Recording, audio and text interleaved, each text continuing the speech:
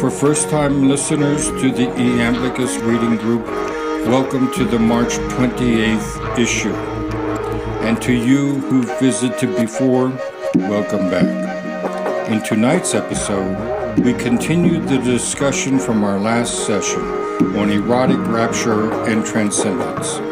Matt joins the discussion and brings his perspective to this topic, reminding us of the great Magus Agrippa and his theory of divine frenzies. Delving further into this fascinating subject about realities outside time and space, we do a deep dive into Iamblichus' thoughts on matter and its relationship to the divine. It's a rich and rewarding discussion. Thanks for joining.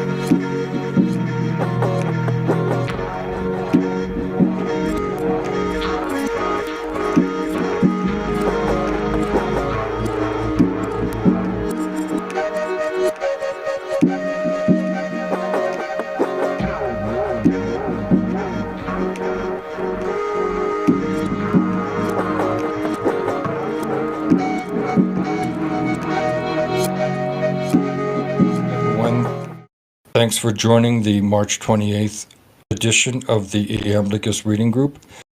We have Matt and Ryan online, and we just had a really interesting discussion about the last session, and Matt was beginning to talk about Renaissance magic and the esoteric tradition in terms of Iamblichus's notion of how the acolyte or the religious adherent to the mother goddess, for example, somehow is taken out of their body and they're able to withstand tremendous suffering and pain because they're in contact with another reality, which is more eternal than just the body itself, which is, of course, transient and ephemeral.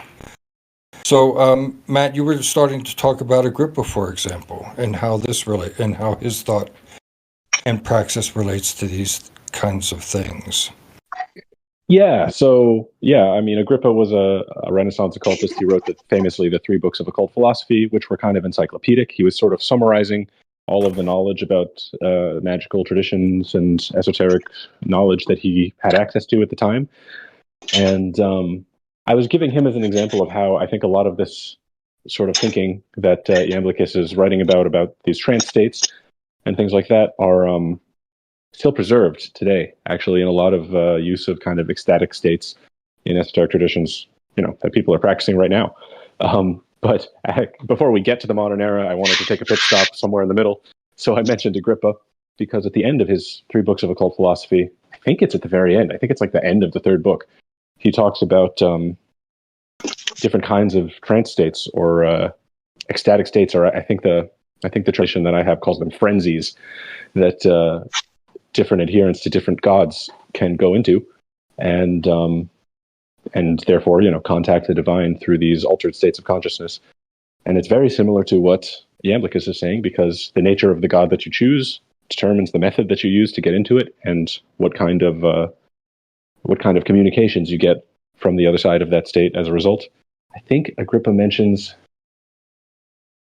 he might mention Aphrodite, Dionysus, and maybe one other god, which are all, different means of arousing these altered states, which you can probably imagine. Yeah, those relate to, I believe, Plato's, theory of mania. Aphrodite, of course, is Eros. Dionysus is the telestic, which has to do with ritual and the mystery cults. And then probably Apollo.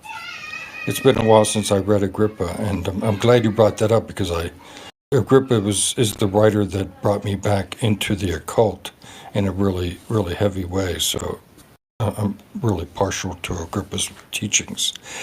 And, just kind of a side note, that notion of frenzies, that's what Giordano Bruno also calls them, these types of states of transcendence. Yeah, and these survive into more modern practice as well. So it's not just theory that's sort of left behind in the Middle Ages or the Renaissance, but it's still being practiced in, debatably authentic forms. You have some A lot of examples? yeah. I mean, one of the most obvious examples is in Thelema and other things that talk about sexual magic or sexual gnosis, that you can use sexuality as a way to access an altered state. And in that altered state, you have access to, other things. Your consciousness has access to other things beyond your immediate bodily circumstances. And then that was also taken on even by chaos magic in the like in the 1990s. So, really modern. um, and as well, I think another fairly obvious reference point to reach for is Tantra, which is a pretty continuously practiced system, for thousands of years, as far as we know. So I think that if we can plug in these ideas that Iamblichus are bringing up into these reference points, we can kind of draw conclusions and draw comparisons to see what a Platonic perspective on these same types of practices might look like.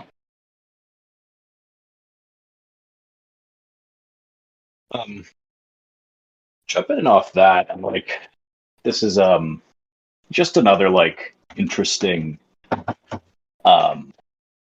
through line, I suppose.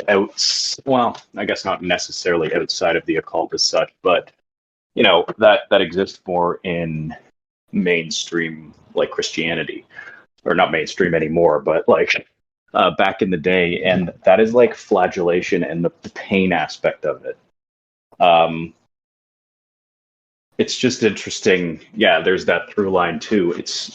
And like in my own practices, it's not like super common. Like I might like do the odd cut to my finger or something like that, but that's usually more as like a giving of essence rather than like a means to achieve any form of ecstasy. It just seems like pretty intense for me. But I find that like as an interesting kind of counterpoint to the erotic, because obviously like intense pain, we think of that in a very different sense than erotic pleasure. But I think when you boil the two things down to like their base essence, they're both about sensation, and they're both about like pushing your body to the limits of sensation.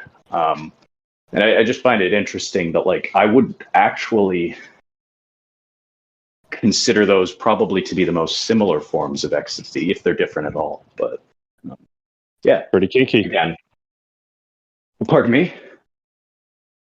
I said that's pretty kinky. Yeah, right. Yeah, Well, actually, it's the I don't know if you guys are like Warhammer fans, but just Slanesh kept coming to mind. Anyways, probably not. Sorry, continue, Chaz. No. I mean, I think we did kind of delve into that a little bit last time as well with Briefly. the Freudian interpretation of mystical states, especially as they're discussed with relationship to, like Saint Teresa, some of the other saints which talk about very ecstatic visions of Jesus, and they're very erotic. At least they seem to be very erotic as well. And I think I guess it probably, some people might say, well, why would you want to take that type of skeptical view of these, phenomena? Why not take, much more positive, which is fine with me. I mean, I'm willing to give these states as much optimistic, positive interpretations as anyone else. But I think to disregard the sexual aspects of these also misses some of the reality of what they are. I mean, these are people who live celibate lives, and they've been denying themselves sexually, so there has to find some type of release.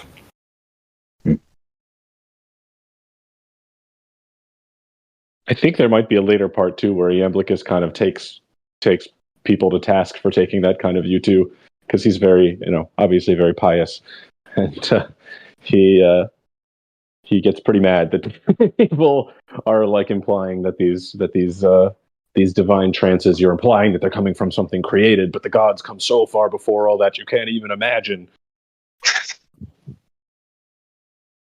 Oh well, it doesn't mean we can't do it. Well, we have to be realistic, right? I mean, we have to be able to see how the physical and the transcendent cooperate or don't cooperate. How they mesh, how they merge, and so on. Yeah, I agree. I actually had a question about that. About how that sort of how those two things resolve, I guess, in Iamblichus's view. I don't know if maybe this is jumping too far ahead, but I think there's enough that he's talked about so far and where we've gotten to that I can bring it up. Where I guess it seems like sometimes he contradicts himself a little bit. Like he wants to kind of eat his cake and have it too, because there are times where he takes a very positive view of the god's presence in matter. Like he basically says, "Oh, the gods are not limited by location. They're not limited to any place. They're not limited to any type of thing. Like you can't limit them. So you can't say that they're not in matter. You have to understand that all matter is always joined to the essence of the gods because they're not limited in any way that would stop that from happening." But then at the same time, he also and then he says, because this is true, if you if you make the right words and the right gestures, you do the right ritual, you make the right material circumstances, then the gods will manifest through that because they're everywhere. So why not in an appropriate material vessel? But then at other times, he says, "Oh yeah, but when people make images out of matter and they think that they're doing something, like they're idiots because matter is transient and they're just making this temporary like piece of clay or something, and it can't have any power at all because real power comes from the gods, not from little pieces of clay." So it seems like when he makes the little pieces of clay, then it's real, and when other people make the little pieces of clay, then they're stupid. I guess I'm kind of wondering, like, is there a distinction in there? Magic for me, but not for thee. Yeah, is there a distinction in there that I'm missing, or like, is he just opining on people's practices, but not his own? I don't know. Is he criticizing other people in a way that he's not criticizing himself? Well, it's interesting you bring that because I had a quotation about that relates to that specific issue. And it's in the book, it's page 163. It's within the middle of the last paragraph where he talks about, pebbles, rods, certain woods, stones, wheat, barley meal, somehow being able to give access to predictions. He's talking about prophecy here. He says, but if this divine power extends in its predictions to inanimate objects, such as little pebbles, rods, or certain woods, stones, wheat, and barley meal, this is itself the most astonishing prognostication by divine divination, because it gives life to inanimate things and motion to things motionless, and makes all clear, knowledgeable, and participating in reason, and definable according to the measures of intelligence, and yet having no reason in themselves. And there is indeed another divine wonder, it seems to me, that the God indicates by these means. For just as he makes some simple-minded human being utter statements full of wisdom, by which it becomes clear to all that this is not some human being but a divine accomplishment, so through beings deprived of knowledge, he reveals thoughts which surpass all knowledge. At the same time, the God manifests to humans that the signs shown are worthy of credence, and that they are superior to nature, and that the God is exalted above it. So he makes things unknown in nature known. Things not knowledgeable he makes knowledgeable, and through these he implants wisdom in us. And by means of all beings in the cosmos, he moves our mind to the truth of things that are, have been, and will be. I think that addresses, this question. Well, how does How does the divine, which is transcendent, supposedly spiritual, interact with and interface with the material? I think that's a great example of the more positive view that the power of the gods can go everywhere, including even in something seemingly humble like little stones or barley, whatever divination methods you're using. I'm going to try and find the more pessimistic passage. It comes later, where he's like yelling about astrologers making images and how that's bad or like ineffective. Mm-hmm. Just to that quote, and this is just a question. I'd love to get your guys' insight. He explicitly places the gods above nature. I think he even uses like that word, if I'm remembering it correct. But like you say, if the gods are immanent, if they are like connected to and permeating the material,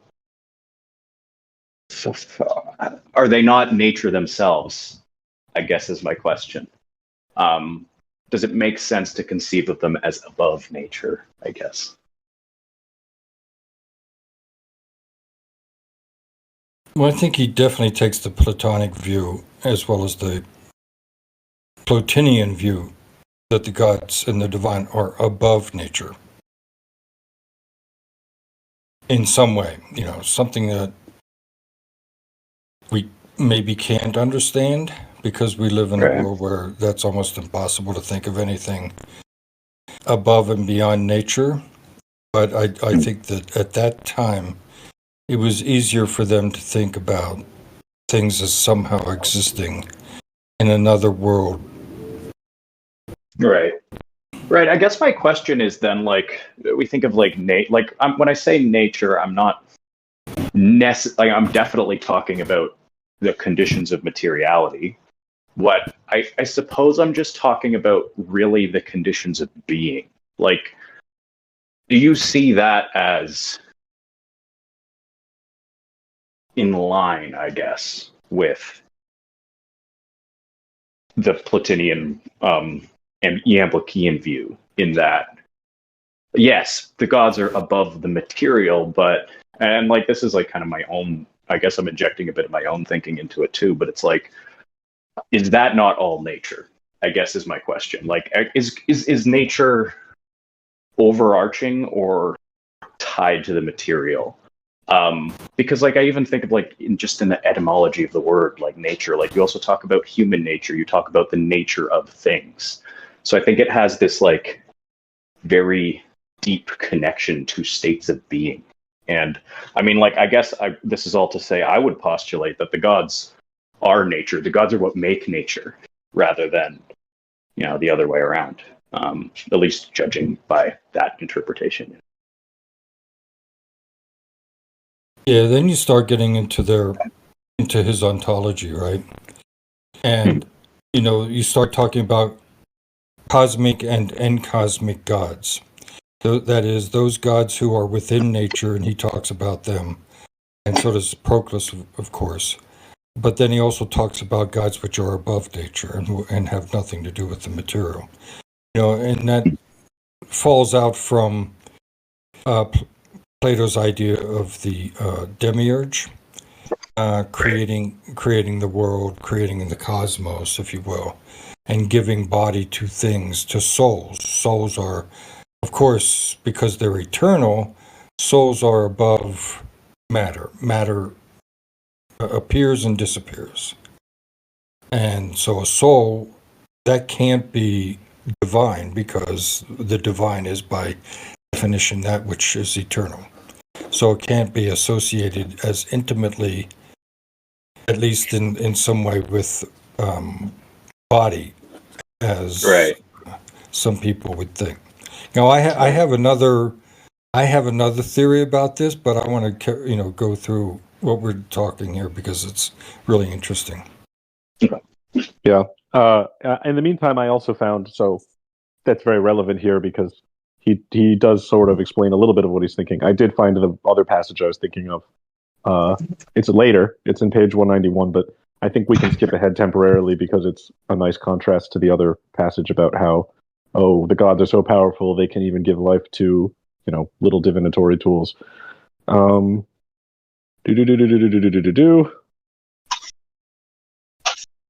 So he's talking about, astrologers generally, like magicians and astrologers, making talismans and images out of a bunch of stuff. Like they have to mix everything together to create these talismans and images. And he says, but such a diversity of activities and combination of many material powers are remote, not only from divine creation, but even from the activity of nature. For nature performs its own works suddenly and at once, and accomplishes all with simple and uncomplicated activities. Then he asks about the images. Does anything genuine or true exist in them? No, indeed, nothing of the things shaped by human skill are simple and pure. Yet does the simplicity and the uniformity of the activity, or the composition of the whole universe, dominate in them? They fail of it entirely. For according to their apparent composition, they are a jumble of motley and incompatible qualities. But is no pure and perfect power manifest in them? So this is the part that I'm really wondering. Is no pure and perfect power manifest in them? Not at all. For such a multitude of emanations is heterogeneous and artificial, knocked together, showing itself to be feeble and fading. Yet if these things are not so, is there stability present in the images of which they speak? Far from it, since these things vanish more quickly than images seen in mirrors. For when incense is placed upon an altar, images are formed from the vapors carried upwards. And when a vapor is mixed with the entire air and dispersed, the image is immediately dissolved, and its nature such that not a bit of it remains. Why, then, should this useless conjuring be so desired by a man who is a lover of the truth? I consider it worth noting. Oh, I consider it worth nothing. So, very harsh words. They're very far from, even these humble things can be enlivened by the divine light. On the other hand, once you mix those things together, they become like, oh, that's just something mixed and transient. That just vanishes like mist. It's nothing, and anybody who really wants to know what's going on should not even consider it. I feel like that's a contradiction here, that either the gods are not limited by material conditions because they sit above them, or they are, because if the material conditions are mixed enough, then they stop caring. Yeah, I mean, that seems like a contradiction to me as well. It's kind of hard to argue that that's anything but a contradiction. The only thing that I would say, is that I kind of bring it back to like the cake analogy that I always like to use. Like ritual is a cake on a cake on a cake. It's not a recipe of a cake, and that is because the instruments of ritual are symbols. They're symbola, right? The only thing that I can think that would make sense in that is like that the rod, the grain, etc., like those are all symbols of the god. Allah, they are in fact the god themselves. Whereas it seems like he's like talking about like potion making, like, you know what I mean? Like that sort of, yeah, I don't know, but like that's the only difference I can really see. But yeah, I mean, that seems like a pretty clear contradiction to me.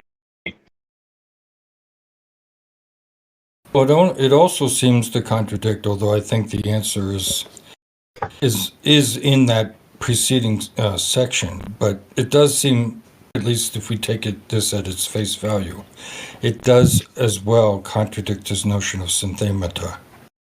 That is, those tokens which God has strewn around in the world, in the cosmos, and that we are supposed to seek, and in finding those, we can actually use those in theurgic practice. And those things can include feathers, they can include stones, amulets, or not amulets per se, but items, the items that go into the making of the amulet, and so on. What? So is he really contradicting himself? I think, and I could be wrong, I think what he's saying is that the material itself is not what makes it divine or related to the divine. It's the God inspiring it, the God somehow coming into it. So when you have the statues, for example, in ancient Egypt, the statues were imbued. They had an actual ritual, which was to invite the god into the statue, and the god would somehow inhabit it. But the material itself was not what was worshipped, supposedly. It was the god in the material, which was worshipped. Right. But I mean, certainly there is some contradiction here, and I don't think that Iamblichus has completely broken away from the Plotinian notion that the soul in no way comes into this world. That the soul, even though there's this body with some type of intelligence existing in the material plane, the soul is continually in this other world where there is no materiality at all. Whereas the whole innovation that Iamblichus brought about was that no, the soul does indeed make a descent into materiality and exists wholly within materiality. It's not half here in matter and half in this other world, or the soul is not always in with the the universal soul or the universal mind, but it's literally in this world embodied with this pneumatic vehicle that the Neoplatonists talk about.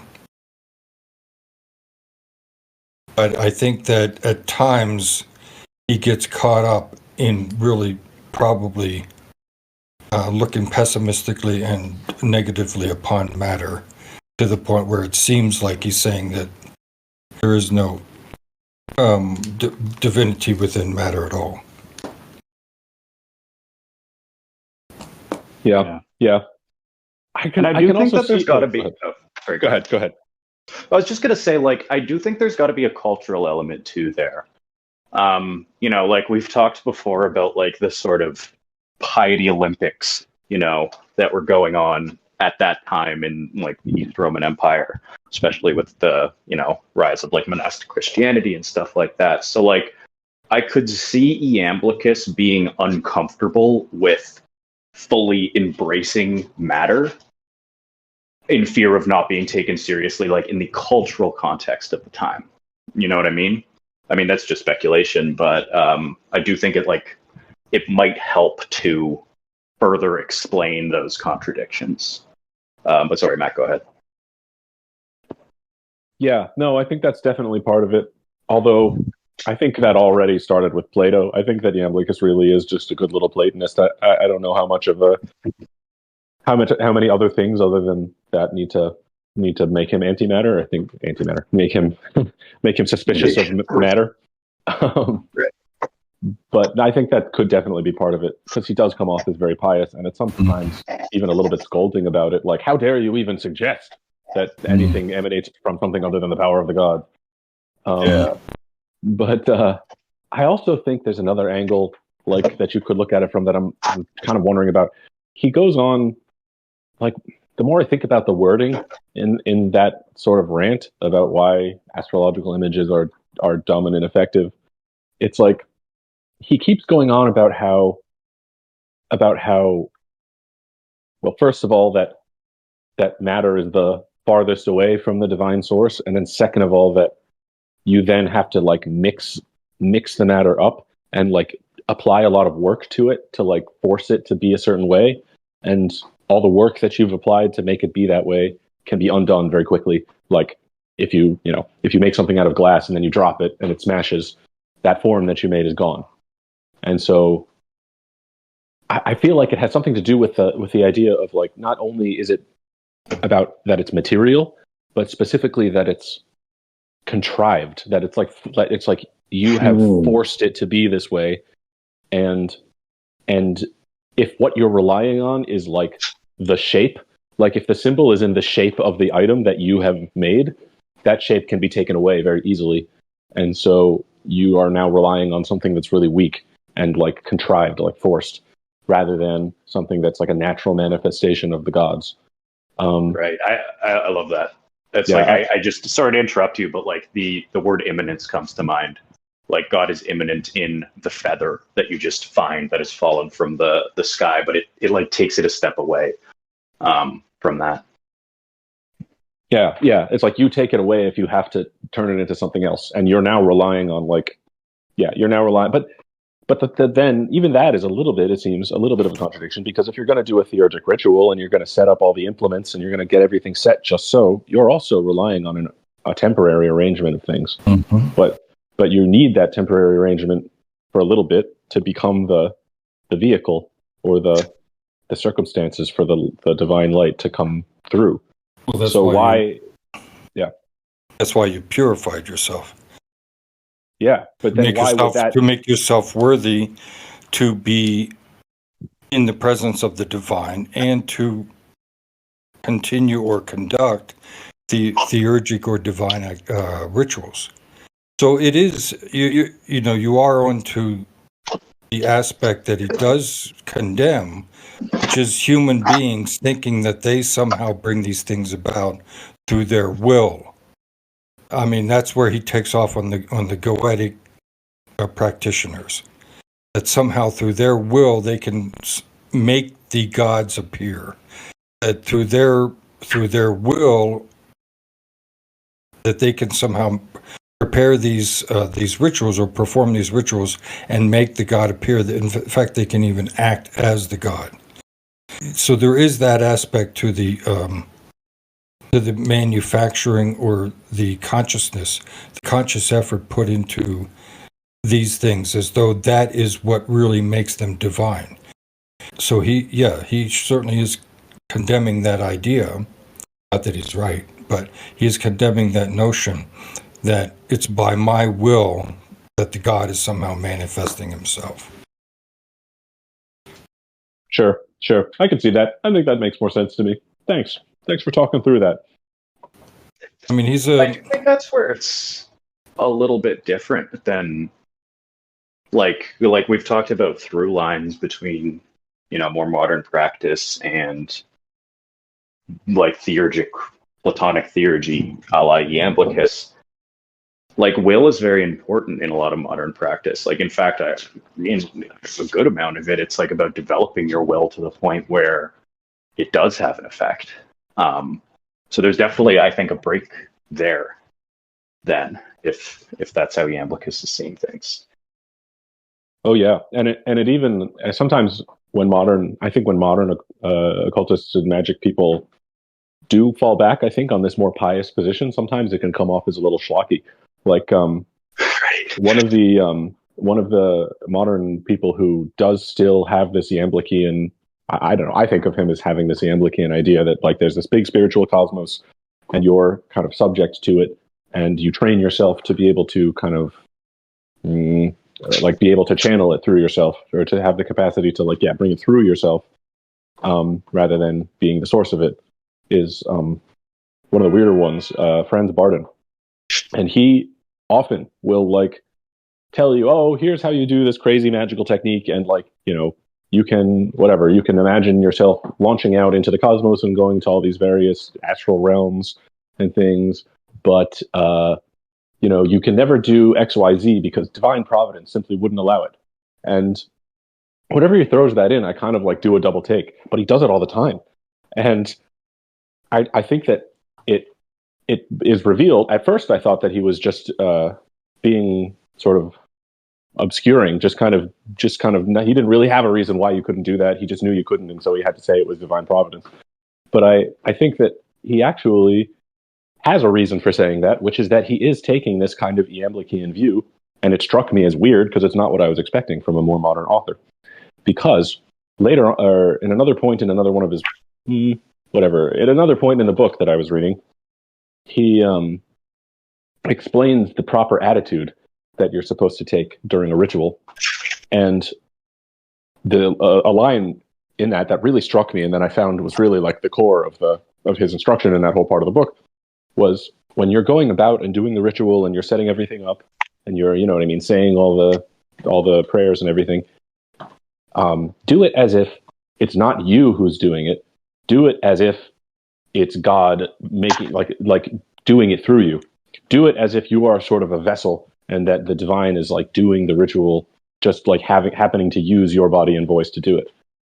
And when I think about this discussion that we're now moving into about Iamblichus and personal will versus divine will, I'm realizing I think a lot of the things that I thought were weird or obscuring or schlocky about this Bardin presentation, it's because I wasn't expecting to see this kind of view, but it is this sort of Iamblichus pious view that your personal will doesn't do the magic, the divine will does the magic, and you're kind of a vessel.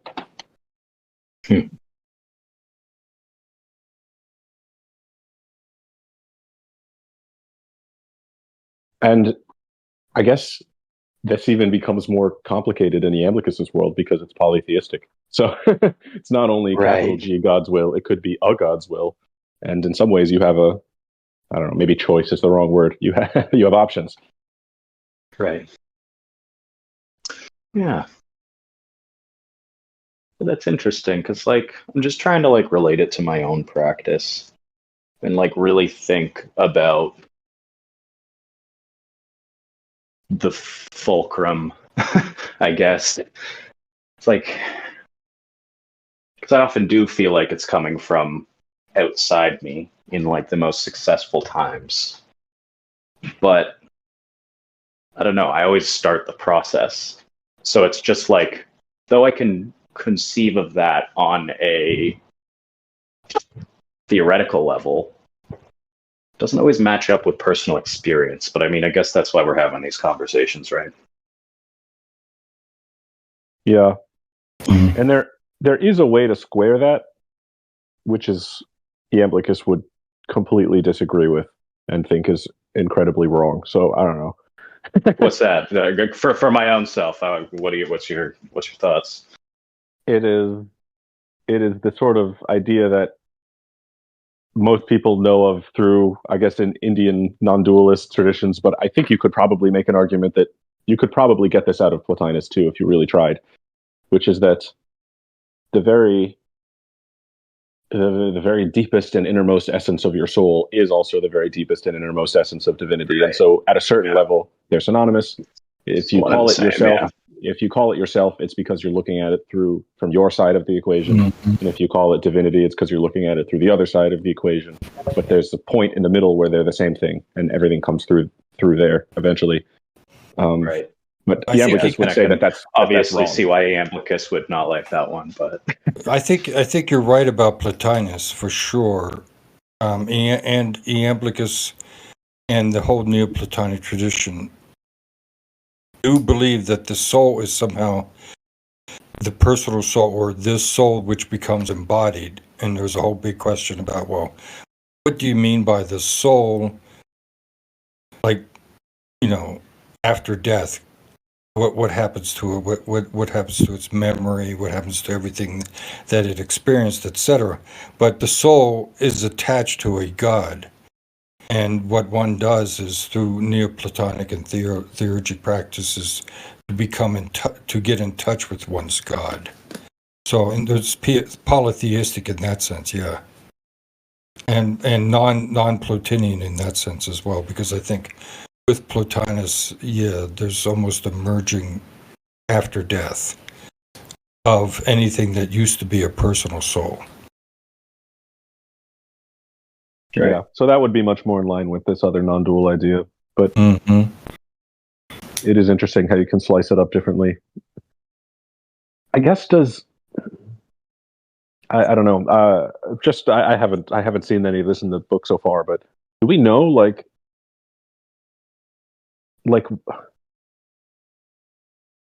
I don't know, like what if Plotinus's solution for why would a soul which has a divine nature become embodied? If his solution is, oh, well, because it actually doesn't, like, that's a certain kind of solution. What would Iamblichus's explanation be? Like, if it's attached to a god, is it that it started out? I mean, if it's attached to a god and everything emanates from divinity and comes down to materiality sort of as a descent, like it gets less and less perfect as it comes down, and the soul starts in that same divinity, what makes it come down?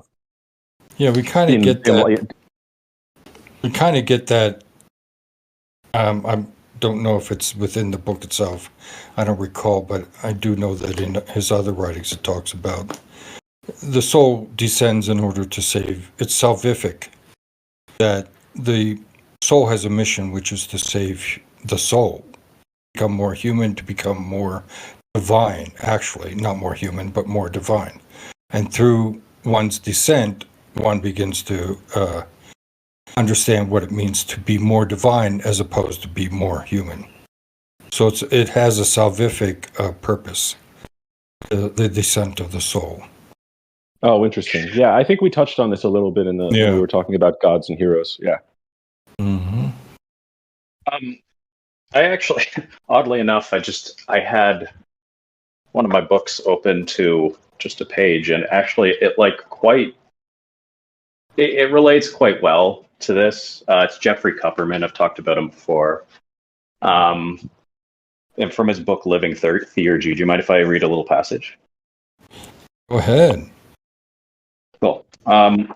So, it's called Reconciliation, a Matter of Perspective. On one hand, the body is a prison for the soul, distorting its natural powers and blinding it to the greater truth of the superlunar realms. The soul crashes into generation and is dragged into bodies by governing daimons to stay there until the soul's divine wings are regrown over the immutable lifetimes of purification. So yeah, like you're seeing that salvific aspect of it. On the other hand, matter is holy and eternal, created by pre-essential demiurgos and handed over to the noeric demiurgos with the gods for the creation of bodies, which are in turn formed in accordance with divine proportions. So which is it? Is the body good or bad? For earlier Neoplatonists, as well as some Gnostics, matter is evil and the source of evil. But this is not necessarily the case for Iamblichus and later Neoplatonists. For Iamblichus, there's no contradiction in the Platonic dialogues, especially as they contain Pythagorean and theurgic truths.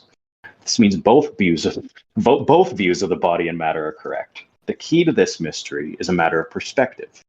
However, the perspective in question is not directly related to the matter. Instead, it has to do with the soul's relationship with the higher realms and is connected to the ideas of providence, paranoia, fate, and Imarme. In his letter to Macedonius on fate, Iamblichus defines fate as the one order that comprehends in itself all other orders. Fate is the ordering principle of the sublunar realm, working like a clockwork mechanism and necessary for the proper functioning of the natural cosmos. This ordering principle is based on all the higher ordering principles, such as the noetic moments and the transcendent time. Only humans and beings possessing an irrational soul, non-human animals, are ruled by fate. Which I guess that doesn't really give any more clarity at all, does it? It just is saying, like, yes, in fact, there is a contradiction present. But I think that, like, Matt, your point about perspective is what's really reflected in there. Like, where are you looking at the act from? Where are you positioning yourself when practicing? You know what I mean? And I think that helps to, like, kind of square that circle a little bit. I think that's cool. What book is that from? So it's called Living Theurgy by Jeffrey S. Kupperman. He does a lot of, like, reconstructionism of like, I think he focuses mostly on the Iamblichian, but Neoplatonic, like, prayers and stuff. He also has a really good, like, prayer book. It's called the Theurgic Book of Hours. I think Chaz has talked about it before too. Yeah, that's what I follow every week. Yep. Awesome. Thank you. I check him out. He's got some good podcasts too, like, that are up on Spotify. There's one that he did with The Magician and the Fool. That was really good. Nice. I'll check him out. I'll check out the podcast, and it will inform my opinion about the book if I think that he's fair enough. Yeah. Worth reading. It's an interesting question about will and fate, and I don't know. Do we have time to go into it? Because it's actually, like, I'd like to spend a whole episode session on that. You know, because in some respects, I think Kupperman is right, but I don't think he emphasizes enough what Iamblichus talks about, which is that one can actually determine one's own fate. In a lot of respects, in a lot of respects, it's almost as though we are the theurgic goal is to somehow accept one's fate for what it is, and then to prepare oneself for realignment with the God, and perhaps during this life, episodes of oneness with the One. But what does it mean if we can somehow determine our own fate, somehow escape fate or destiny itself? Which is, a topic that I've been actually researching. I think was really interesting. But I think in order to get at that, we'd have to define what the will is, understand what the soul is, and its relationship to the will, and so on. I'm happy to take it up next time. I've got about 10 minutes left anyways before I've got to jump, so probably the best to leave that one for next time. Okay. I did want to say hi to Farjana. Thanks, Farjana. Sorry. Oh, hey, Farzana. Sorry.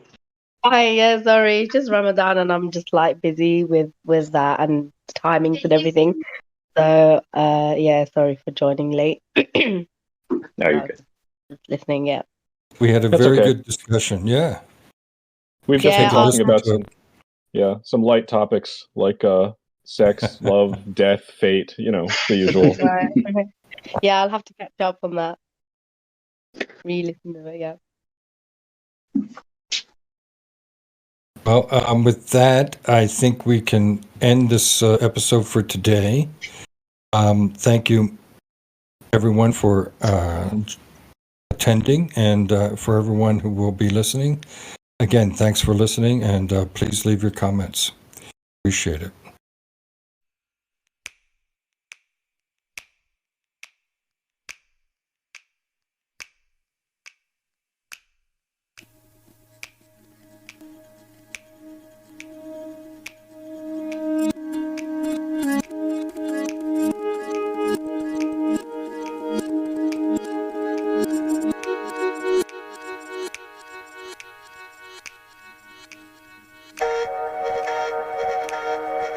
Thanks for joining the March 28th episode of the Iamblichus Reading Group. If you enjoyed the discussion as much as I did, please drop a line in the comments section. Thanks. And until next time, this is Chaz, signing off for the day.